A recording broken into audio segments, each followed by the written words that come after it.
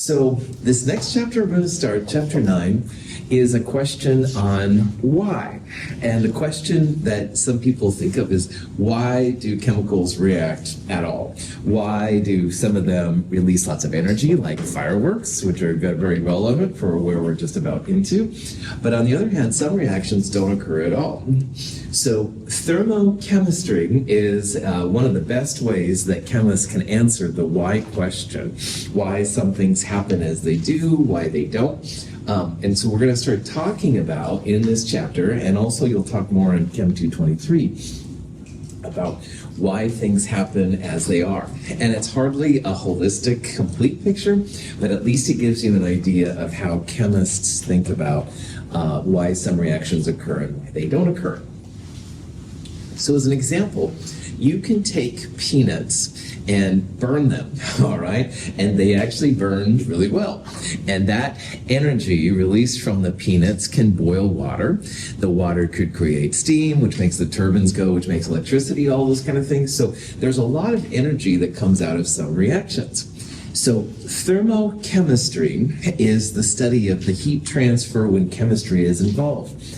It's kind of a subsection of thermodynamics, which is the energy exchange science, all right? Thermodynamics is really what physical science is all about. Physics, chemistry, some types of engineering and stuff like that. It really is about how energy flows, why it flows as it is, and stuff like that. So thermochemistry, thermodynamics, pretty important. Anytime you have a heat exchange reaction, that's what's going to be talking about. We combine one gummy bear, which is composed mostly of sucrose, with molten potassium chlorate. A violent reaction occurs. A surprising amount of energy is released by the reactants. In the process, their atoms and molecules rapidly rearrange to form the products carbon dioxide, water, and potassium chloride. The reaction is said to be product-favored. So this is burning a gummy bear. It's a very exciting reaction. Right? Lots and lots of energy is given off. You can put your sugar in molten potassium chlorate, which is the chemical we used in the lab last week, Monday, and it has a really dynamic reaction. So why this is kind of cool, besides just the obvious, pyrotechnic parts, is because when you eat a gummy bear, all right, you eat it and tastes kind of good. Well, wow, that sugar energy is released into your system. It's not released violently like this, but it goes through our body, makes the world a little bit closer. So, and the same thing for peanuts. If you eat a peanut, you would also get the energy from the peanut inside you. So all of this is basically what makes us tick as well as human beings. And understanding these things, we can see why some things give you a rush and other things are kind of slow burns, or why some things aren't good for you at all.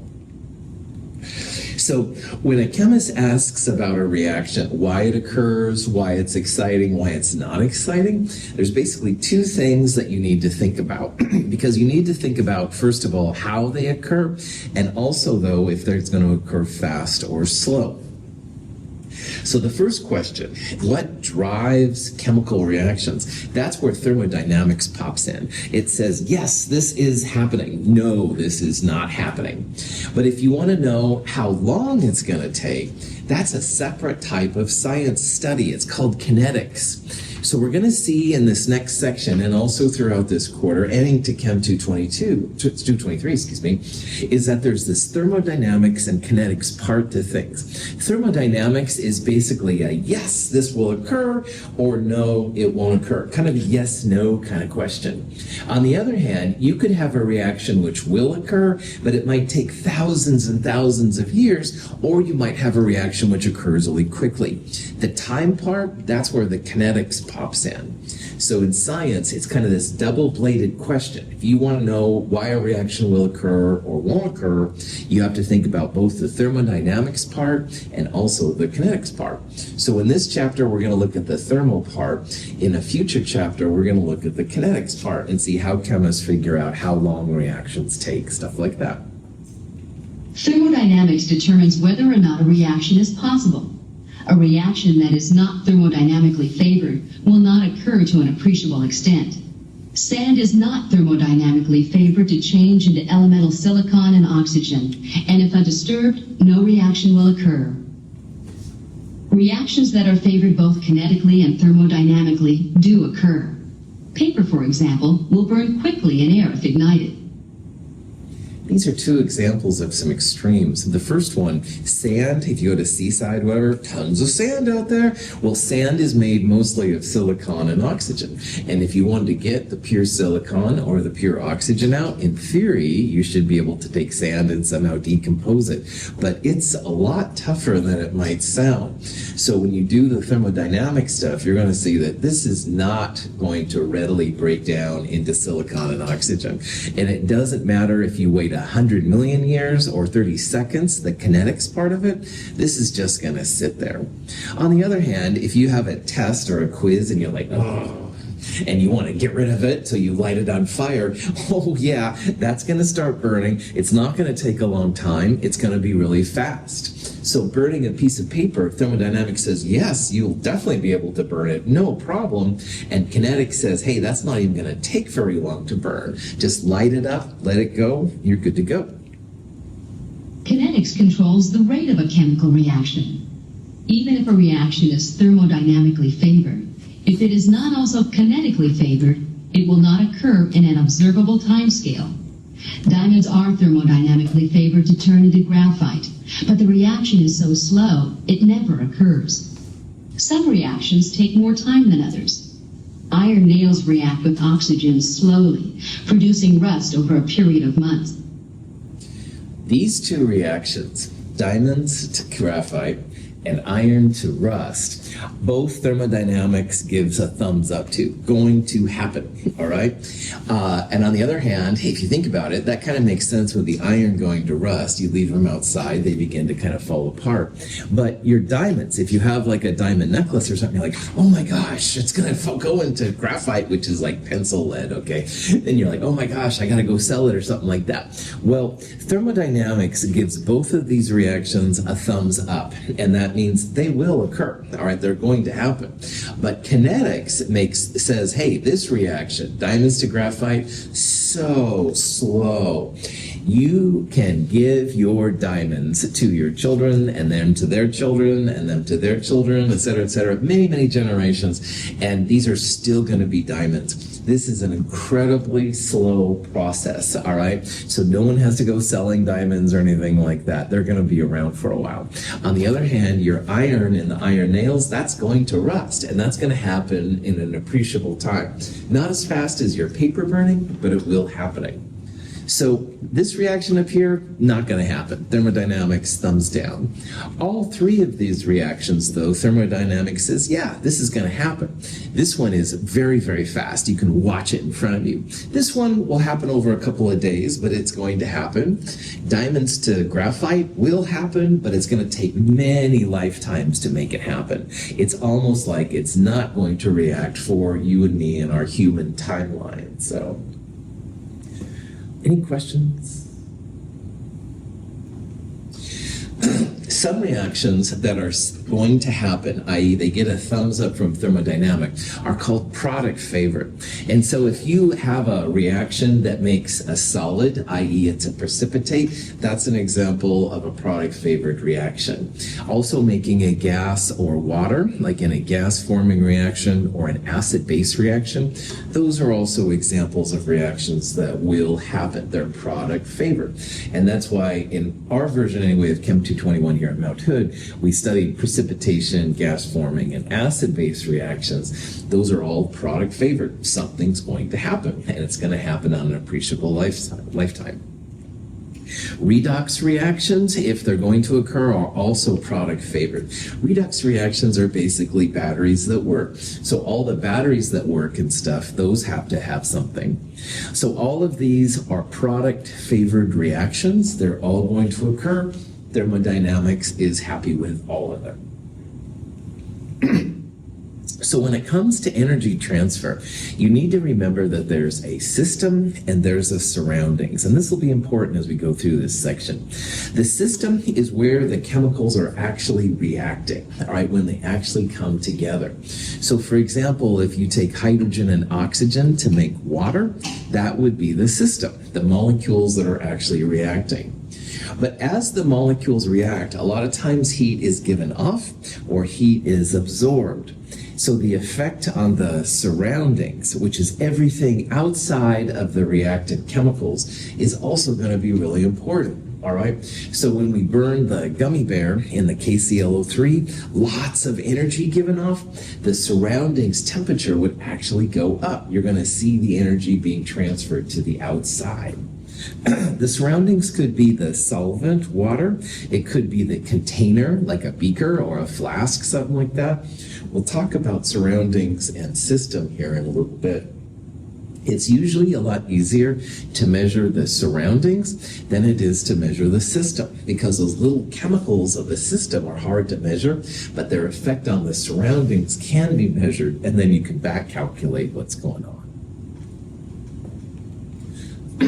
Excuse me. So thermal energy, the energy of movement, is a kind of kinetic energy. Kinetic energy basically means the energy that something is happening, all right? Motions of atoms and stuff means that they're vibrating around, moving. Temperature is basically a measure of how hot or cold something is. And the reason that water can be hot or cold but still be water is because the molecules will move around a lot more in a hot liquid than they will in a cold liquid. So this is just a little picture right here of two different liquids. You can see there's supposedly more movement in the hot liquid than there is the cold liquid. So when you put the thermometer into a solution and it measures a hot temperature, it just means that you have more movement in the molecules than you would have in the cold system. So that's why recording the temperature is kind of a cool thing. For those of you in lab tomorrow, we're going to do a lab based on calorimetry, and we will record the temperature. We'll see temperatures go up and down.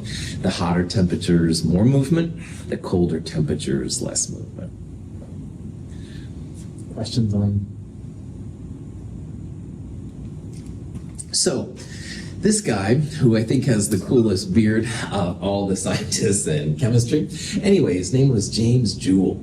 And Joule did a lot of studying of how energy works. And so he was the one that kind of started all of this stuff. Initially, he used a unit called a calorie. Now, it's going to be important for this discussion. This calorie has a small c.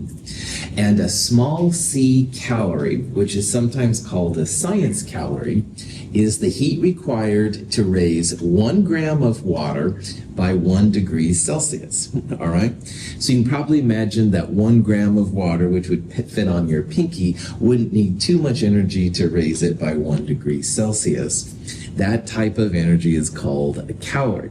And it's a lower C calorie, which will be important. Now, why it's important is because there's a science calorie with a little c, and there's a food calorie with a capital C.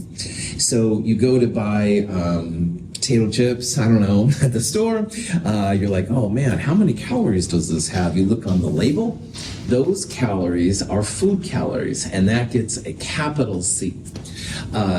A lot of countries, instead of calling it a food calorie with a capital C, they'll call it a kilocal, which is, I think, a little better and stuff.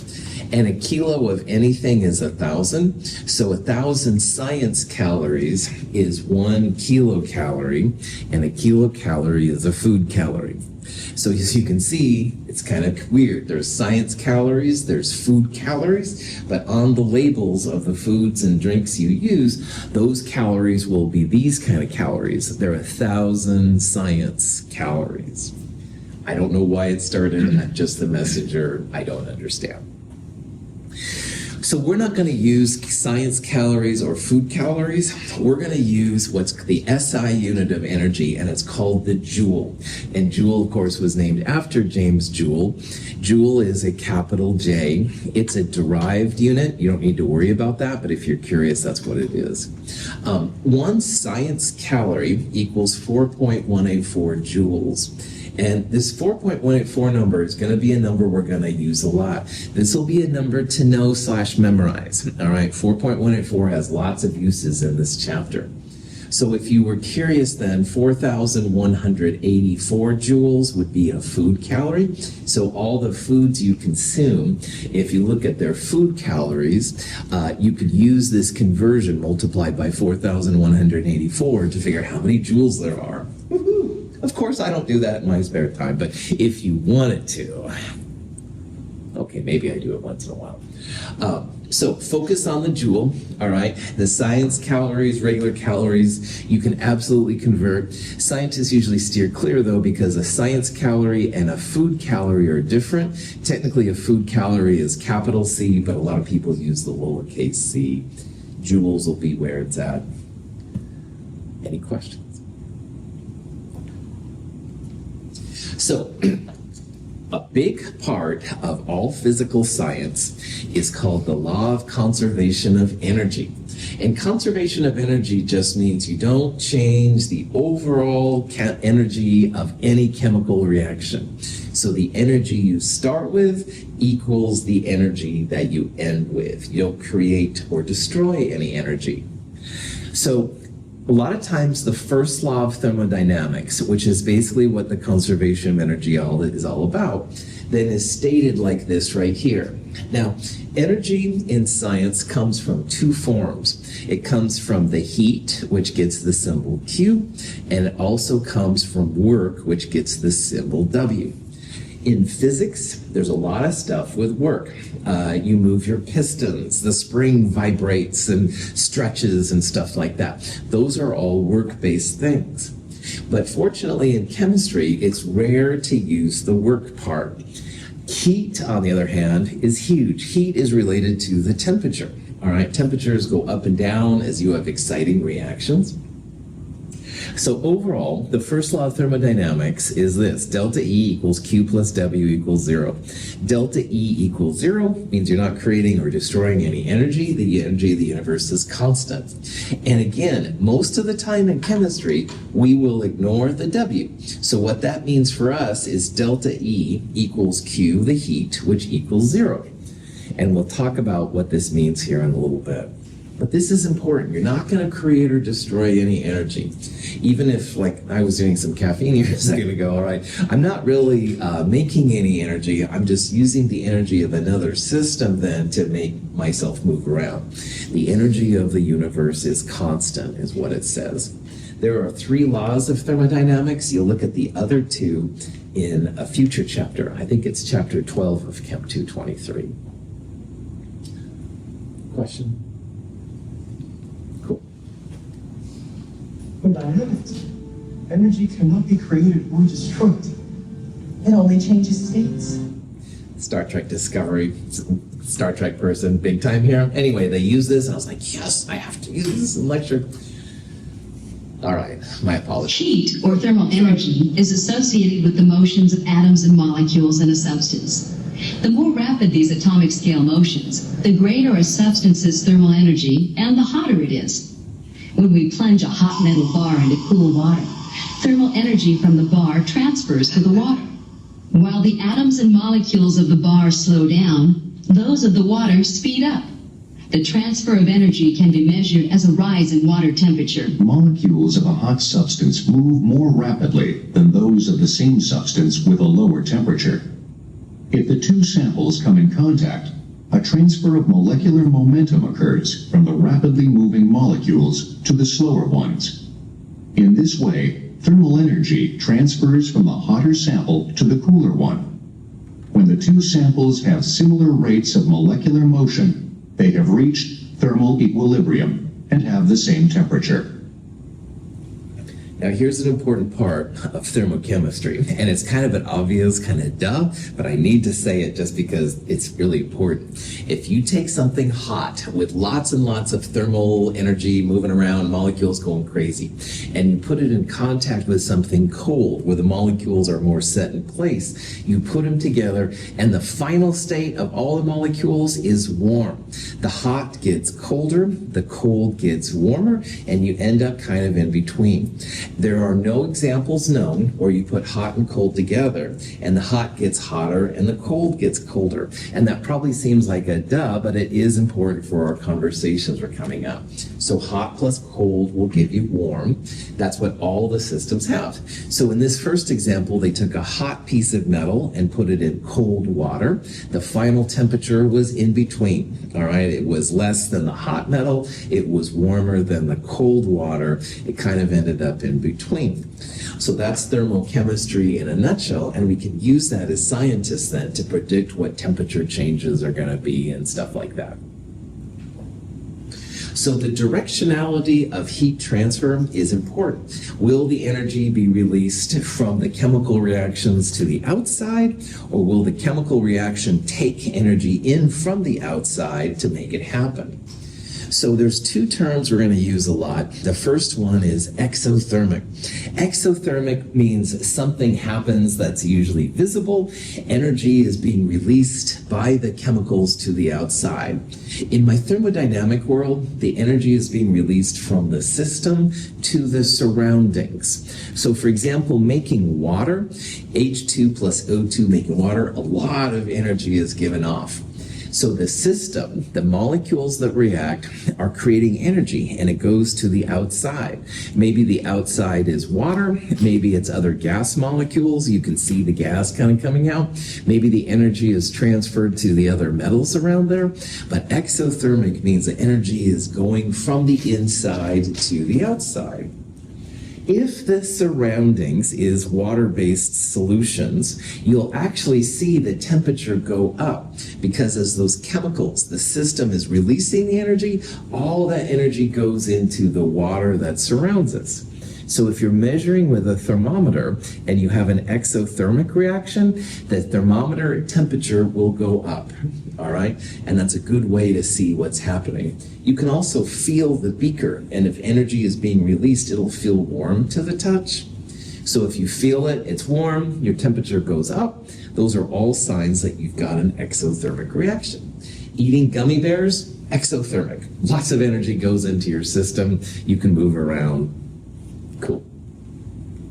So here's a question you might see. We've got a reaction. It feels warm once it's done.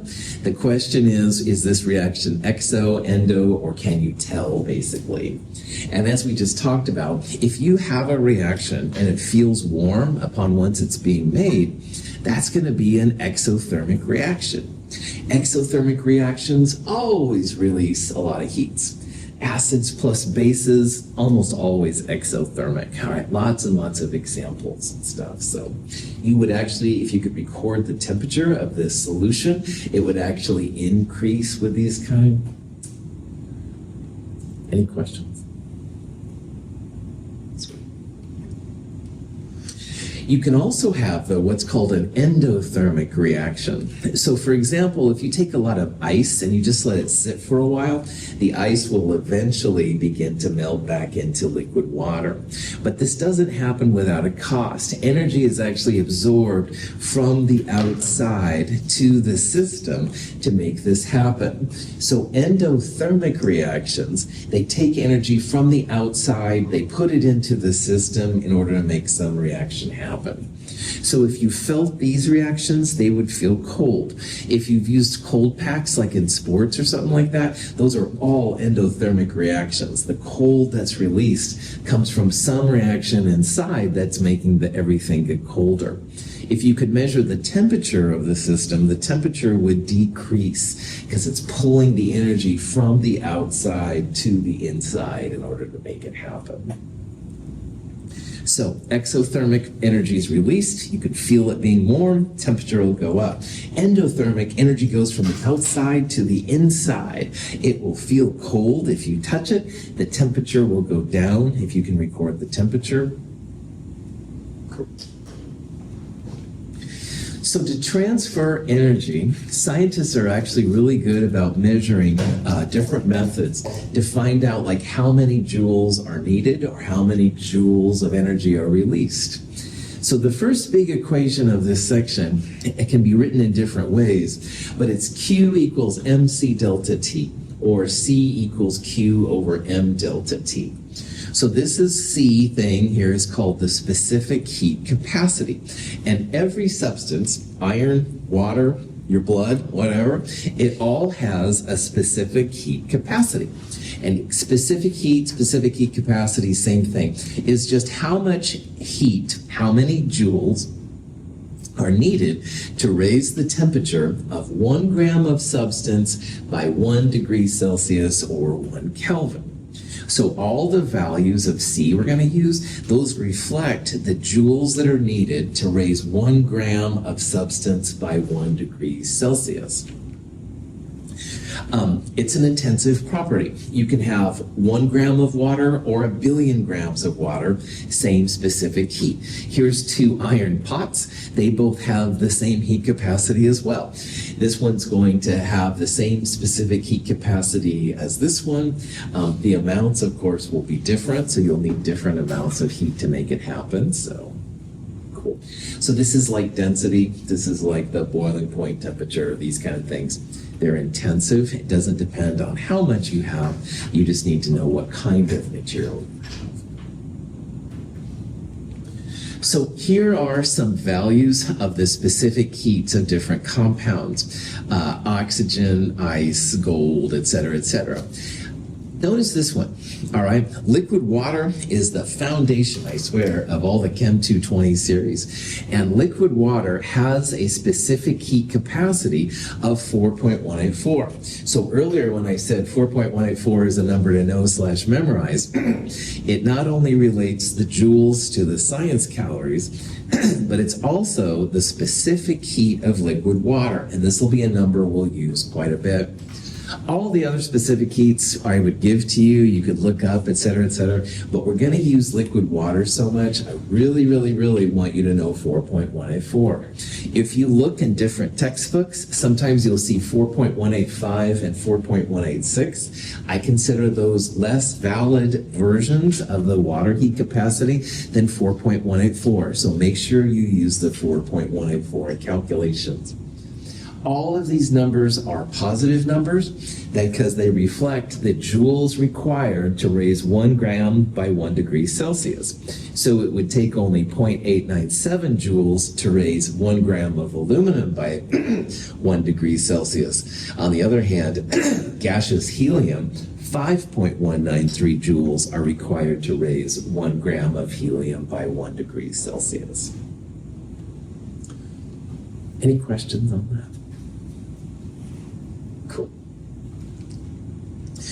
Scientists use what's called a calorimeter to measure the heat transfer, all right?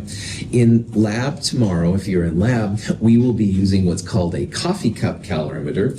It's a little bit cheesier than the ones you can buy, but it actually works pretty well. Coffee cups are insulated, and you want something that's going to keep all the heat inside.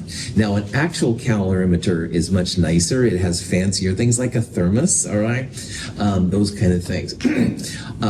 All the calorimeters will have some kind of thermometer in them, and the thermometer will go down if it's an endothermic reaction, or the thermometer temperature will go up if it's an exothermic reaction. So you can record like an initial temperature and a final temperature, which is really cool.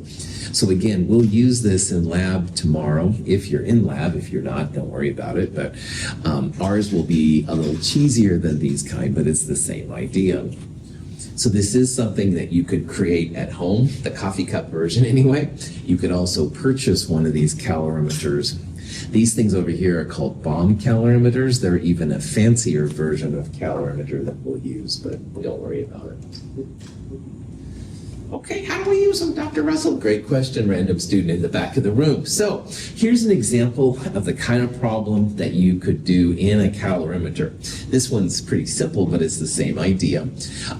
We've got a piece of aluminum. We have 25.0 grams of aluminum.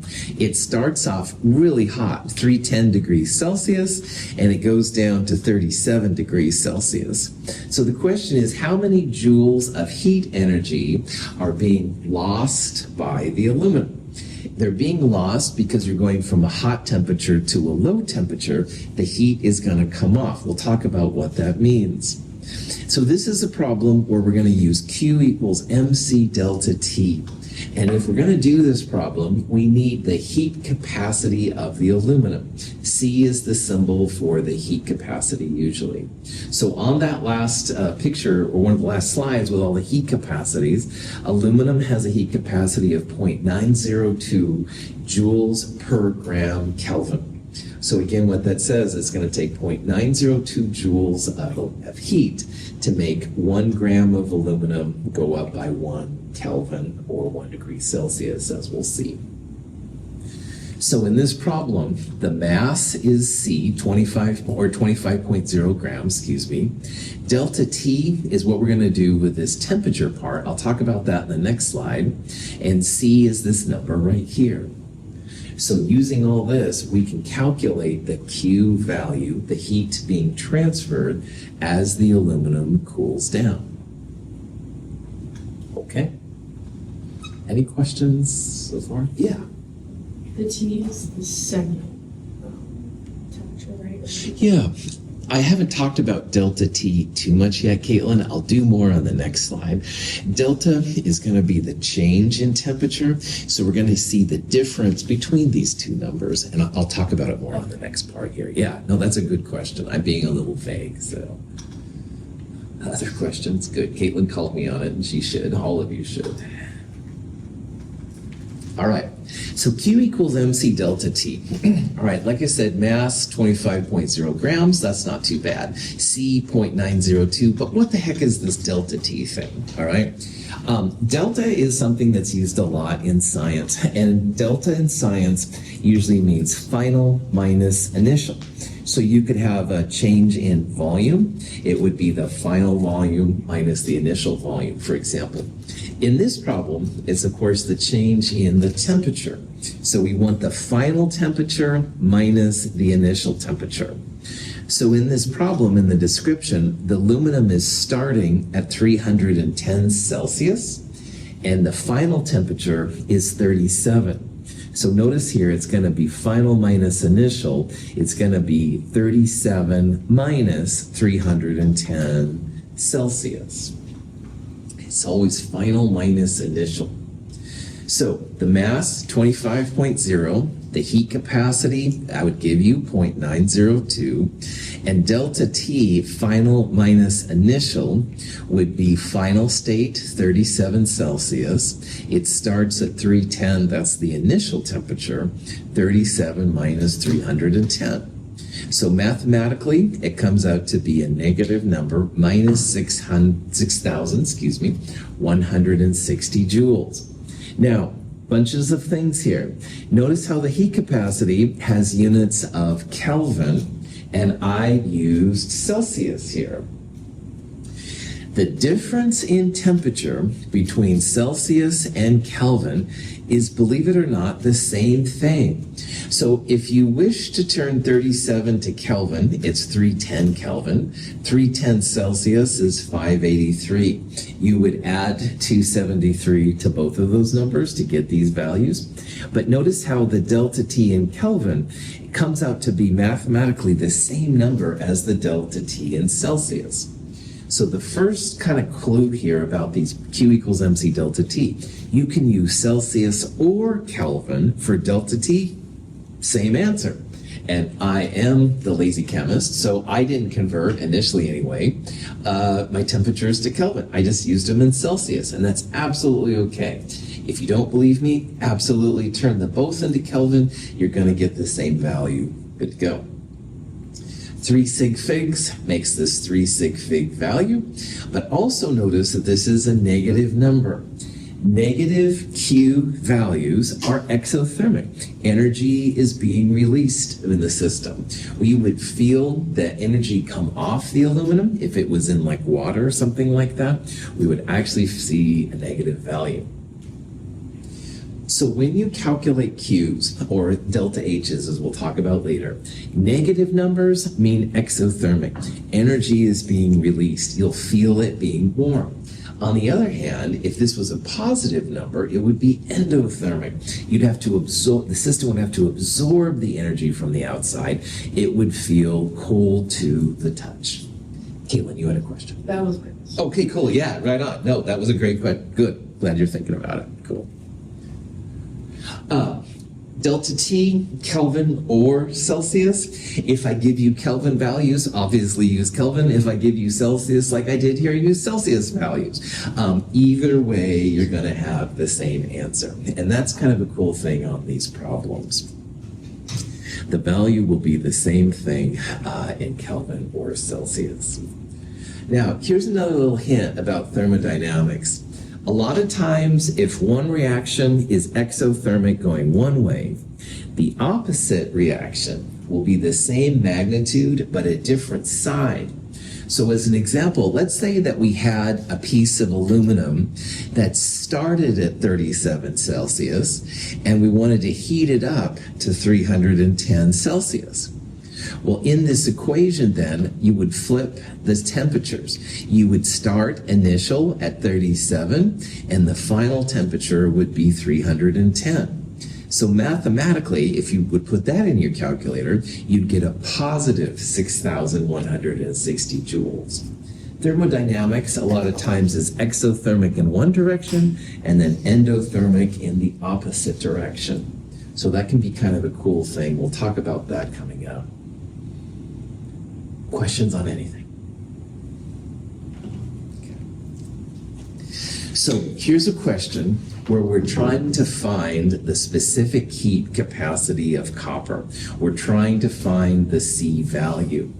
And remember here that Q equals MC delta T. So basically what you want to do here is you want to solve for this C value. So C would be Q divided by M and delta T. So the Q value, that's going to be the joules. That would be the 100 joules on top. We'll divide it by the mass. We'll divide it by 5.0. We'll also divide it by delta T. Final minus initial, 71.9 minus 20 would be 51.9. So if you put that all in your calculator, mathematically, it comes out to be B. But again, here's the Q over M delta T on the bottom. Q is 100 joules, mass 5.0 grams, delta T final minus initial 0.385.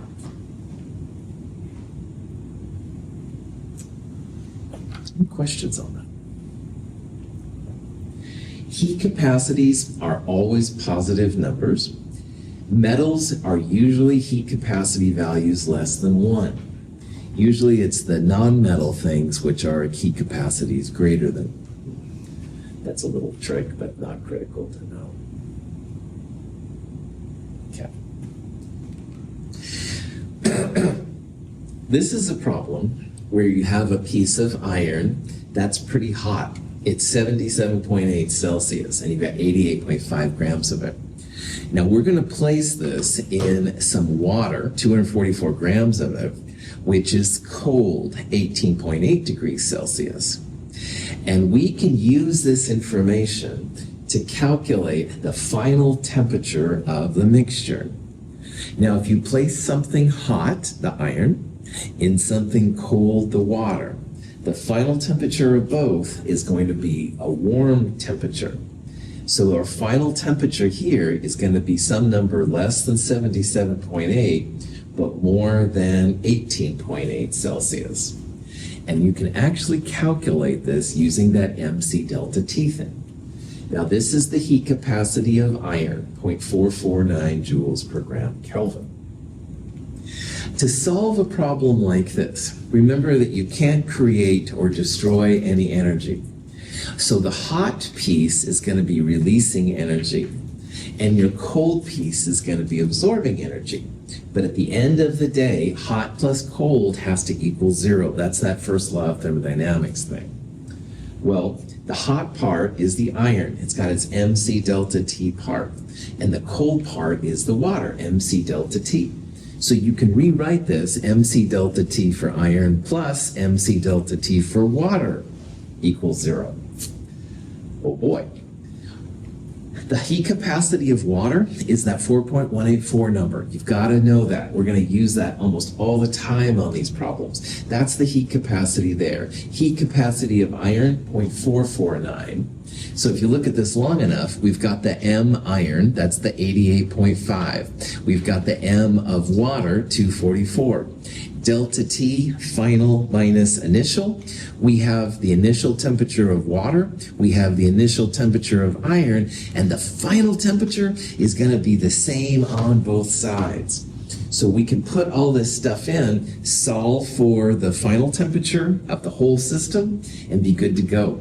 And remember, at the end of the day, that final temperature, the warm temperature, it's going to be larger than this number, but smaller than this number. So that's a way to gauge if your answer makes sense or not. Any questions on that before we look at the math? Cool. All right, so MC delta T of iron plus MC delta T of water equals 0. Plug and chug. Here's the mass of the iron, heat capacity iron, delta T for iron. We don't know the final temperature, but the initial temperature is 77.8. That's the MC delta T for iron. Now we'll do it for the water. Here's the mass of water. 4.184 is the heat capacity of water. Delta T, we don't know the final temperature, but the initial temperature is 18.8. That's the MC delta T for water, and all of that equals 0. Now, Prof hat off for just a second. All of this is math you can do. However, if you happen to have an Inspire or a TA89 with a solve function, oh my gosh, it makes mincemeat of problems like this. I would have died for a solve function. Back in the day when I took these classes, back in the day, I maybe had one for solving a quadratic formula, something like that. I didn't have anything like a solve function. So if you're inclined and if you have a solve function, these kind of problems are really easy. That being said, this is all stuff you can do. We'll talk about how it works here. Something to think about. Anyway, all right, Prof hat back on. How you solve for these problems. I would first of all, for example, multiply these two numbers together, and then you use the distributive property. You multiply that by TF, and this times minus 77.8. And do the same thing here. Multiply these together, multiply them by TF, and then this number. So you'll end up with two TF terms and two numbers equals 0.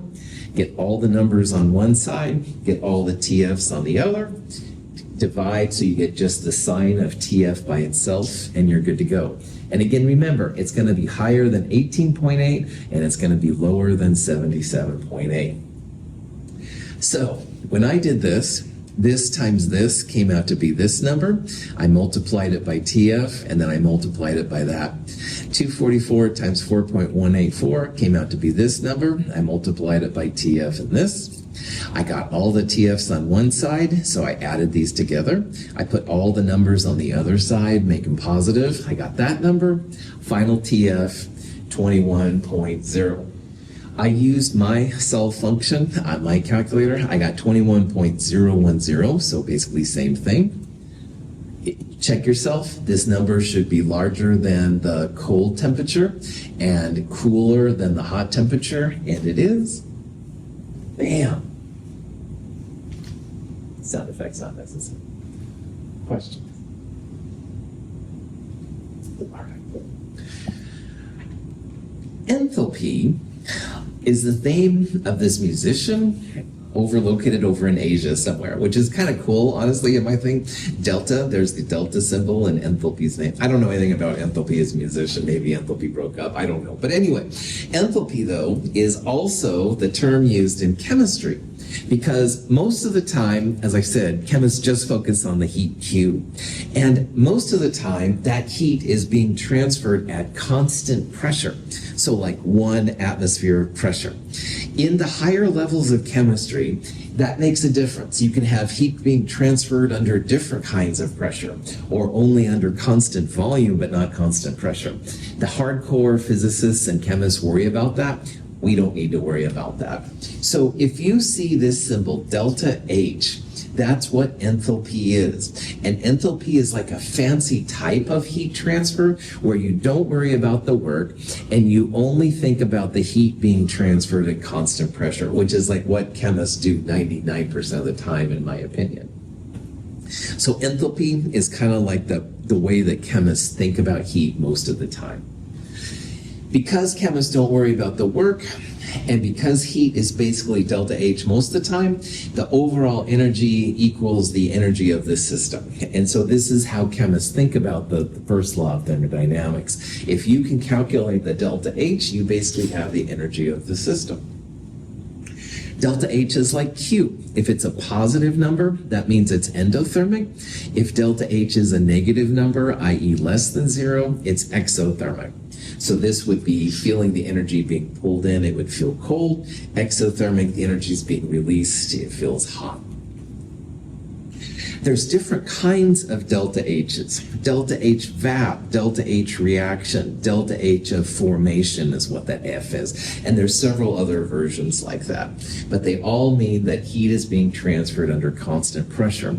We'll look at some of these values as we go through the next several chapters. But just realize that chemists really like the enthalpy thing. It's kind of their jam. This is an example of a type of problem with enthalpy. This is a reaction where propane, C3H8, is being burned in oxygen to make CO2 and water. This is a combustion reaction.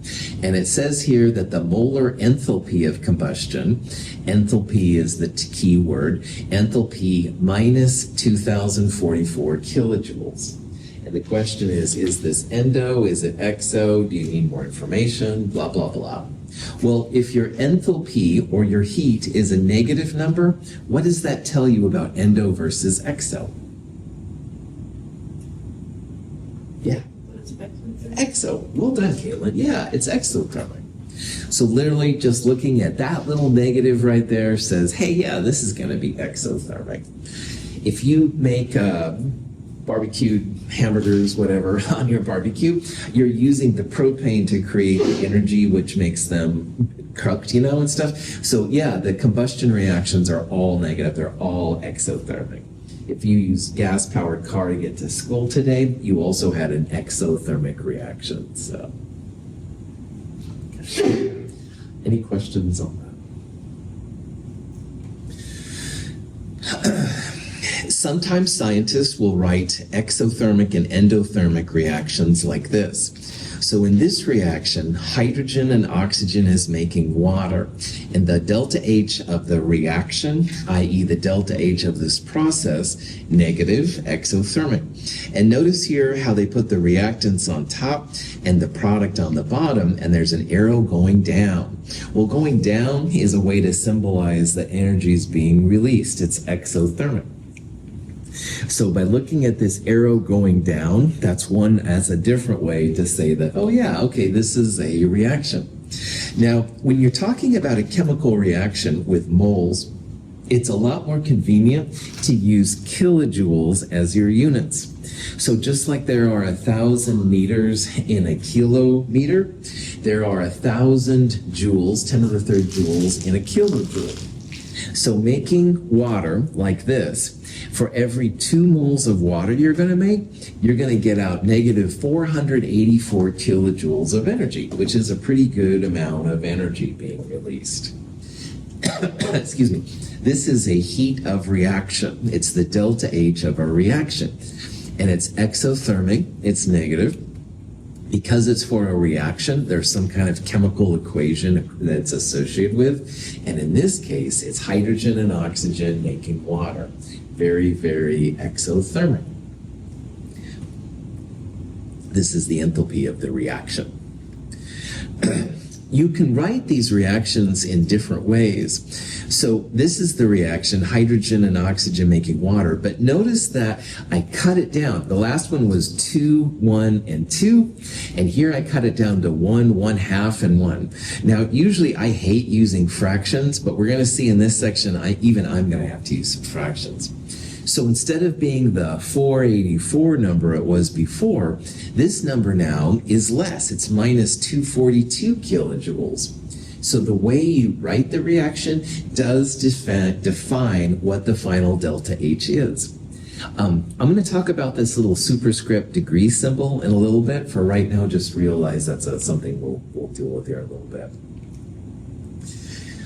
The last slide, this is the way I had it written. I had 2 H2s and 1 O2 making 2 waters, and the value for delta H was minus 484. So when you're only making 1 mole of water, it's minus 242 kilojoules. But if you're making 2 moles of water, it's twice the old one, or minus 484. So the type of equation does dictate what your delta H value is going to be. In this reaction, I'm flipping everything around. So instead of having water as a product, I'm going to make it a reactant. And these 2 reactants become products. So notice the sign change here. It goes from exothermic negative to endothermic positive. Most of the time in thermo, if it's exothermic one way, you flip everything around, it's going to be endothermic the other way. And this is a great example of that.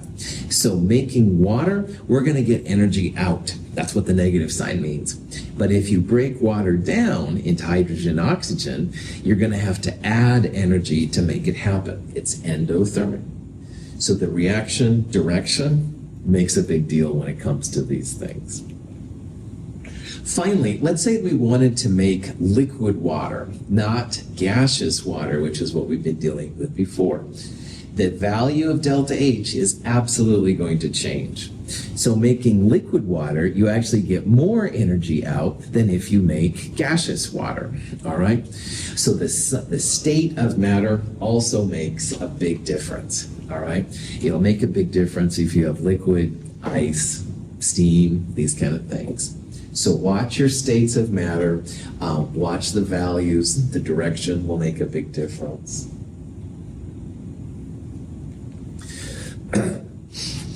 In this reaction, you're taking methane CH4 and burning it to make CO2 and water. Very, very exothermic. Sometimes it will be helpful to us. For exothermic reactions, you can literally write it as a product. It's so many kilojoules of energy being released as CH4 and oxygen comes out. So if you see a negative delta H, you can literally write that number as a product. Negative means you'd add positive 802. Positive 802 means 802 kilojoules is released along with the CO2 and the water. That's for an exothermic reaction. And you can use these as conversion factors. So just like we've said in the past, like 1 mole of CH4 is going to create 2 moles of water. Well, 1 mole of CH4 is also going to create 802 kilojoules of energy. Or if 2 moles of water are created, you're going to release 802 kilojoules of energy. So this is just a new way now to use a conversion factor, but in terms of energy. And again, this is exothermic. If you had an endothermic reaction, you would write the energy on the reactant side. So just kind of keep that in the back of your mind. It's another way that you can manipulate these reactions to give you what you want. This is just showing this kind of process. Here we've got 128.5 grams of methane that we're burning. How much energy are we going to get out? So what we're going to do is we're going to take the grams of methane and turn it into moles of methane using the molar mass. And then 1 mole of methane creates 802 kilojoules of energy. So if you turn grams of methane into moles, you can ignore the mole reaction if you want. The important part, 1 mole of methane creates 802 kilojoules of energy. You're going to get minus 6.43 times 10 to the third kilojoules of energy out by burning 128.5 grams of methane. Woo-hoo. So in my world, that's kind of cool. So if you needed this much energy to melt ice, this would be the amount of methane you need to melt it, stuff like that. Okay, let's do one reaction, then we'll take a break. Here's the reaction. We're going to take 32 grams of oxygen. We're going to combust it with methane, and we want to know how many kilojoules of energy are released by your system. Well, like before, we'll go grams to moles, in this case of O2, and it's a diatomic like we talked about earlier, O2. 32 grams to moles. 2 moles of oxygen will create negative 802 kilojoules of energy. So we can use all that information to find it. So remembering that O2 is a diatomic, it literally is 32 grams per mole. So 32 grams divided by 32 grams per mole is exactly 1 mole. 2 moles of oxygen will create minus 802 kilojoules of energy. So 802 divided by 2 with a negative sign, you're going to get minus 401 kilojoules of energy out by burning your 32 grams of oxygen. Questions on anything? Okay, let's definitely take a break. I appreciate you all being here. It's about 10:51, 10:56 or so. We'll start up again. So take a break, stretch your legs, look at your phone, whatever you want to do.